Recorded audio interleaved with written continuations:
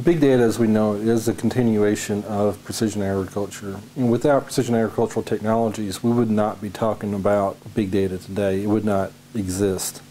So it is a continuation, an evolution from precision ag.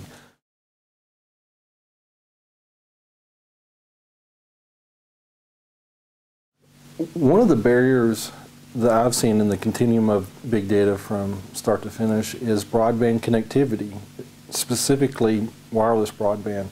So whether it's in the United States or Australia, either one, there is a lack of good wireless broadband connectivity, especially in rural areas where production occurs. And it's in these areas that we need to push data from the machinery to the cloud. And I think this is a huge opportunity for government and policy in particular.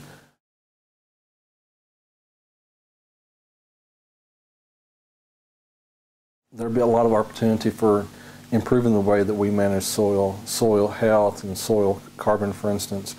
I've been working on a few projects in the United States about sustainability when it comes to soils, soil erosion, and today's big data, as we know it, is allowing us to use, let's say, the Russell equations site-specifically in a big data context. So that's been really exciting.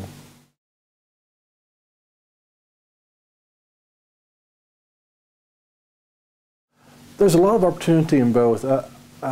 This is my first trip to Australia, and I've noticed a lot of similarities. One, I've already mentioned the broadband connectivity is a barrier in both places. All the pieces exist to make big data work. It's just a matter of putting them all together. I think Australia is poised to do that just like the United States is.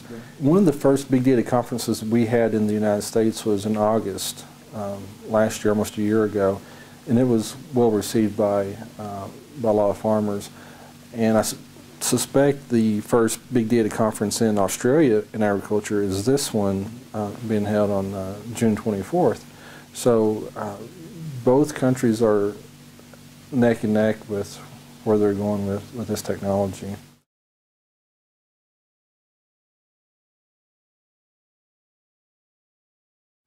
There's a lot of opportunity for the way we do research, and I've been watching the GRDC, the CRDC here in Australia, and the counterparts in the United States.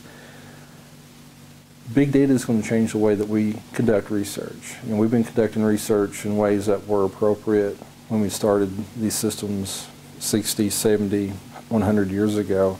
Big data is allowing us to conduct research in a new way. So, to put it one extreme, every farmer's pass through a field could be an experiment.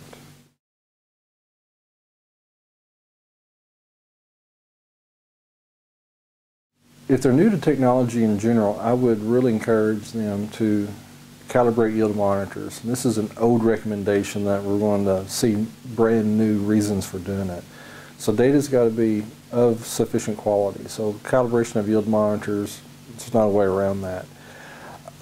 Metadata. So a lot of farmers in Australia or the United States have a lot of yield data, many years, lots of acres, but they may not have other layers of data, such as planting dates, variety, and those types of issues, or what types of fungicides or insecticides that have been applied. These data recorded electronically will allow the farmer to enter the big data realm. Soil data as well. We have fairly good soil maps in both countries, and soil test analyses being conducted on site-specific basis.